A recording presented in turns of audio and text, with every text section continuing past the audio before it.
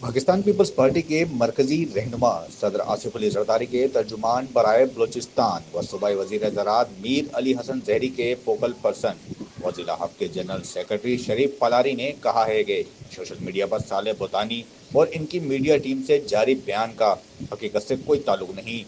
झूठ, बोतानबाजी और प्रोपेगेंडा बोतानी साहब की सियासत का पुराना हथियार है। साले बोतानी की तरफ से झूठ, बोतान तराशी और गुमराहकुन बयानात कोई नई बात नहीं।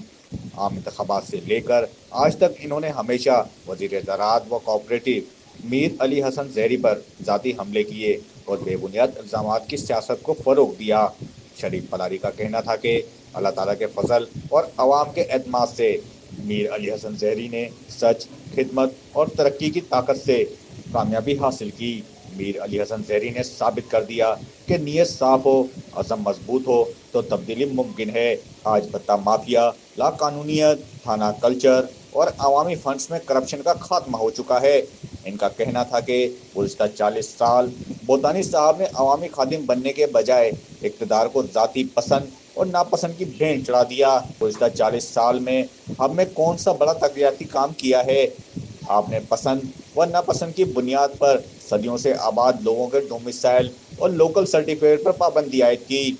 शरीफ पलारी ने कहा कि सैलाब मुतासिन की इमदाद तक आपने अपने मखसूस लोगों में तकसीम करके बाकी आवाम को महरूम रखा, जबकि जाम यूसुफ कॉलोनी, बिटाबाद, चीजलाबाद, मदीना कॉलोनी, अकरम कॉलोनी, लासी रोड और दीगर अहम इलाकों में सेवरेज लाइन तक ना दे सके। जबकि बैनुल-अक़वामी शोहरत याफ्ता शहर गडानी को आप एक मियारी सड़क तक ना दे सके।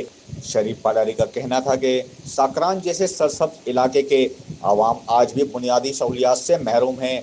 हमारी हुकूमत ने सिर्फ बातें नहीं बल्कि अमली इक़दाम से तब्दीली का सफ़र शुरू किया है। अब शहर में मास्टर प्लान का जदीद सर्वे जारी है।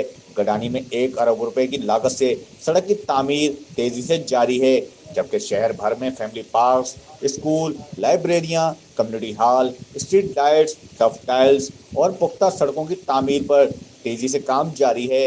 ये सब आवाम से किए गए वादों की तकमील का आगाज़ है और इंशाअल्लाह अगले 5 साल में हम अपना हर वादा पूरा करेंगे। हमने हमेशा आइन व कानून की पासदारी की है। हम अदालतों पर मुकम्मल यकीन रखते हैं और हमें यकीन है कि इंसाफ ज़रूर मिलेगा। हमेशा झूठ बोलने से सच नहीं बदल जाता। आज आवाम बाशऊर है और सच को पहचानती है।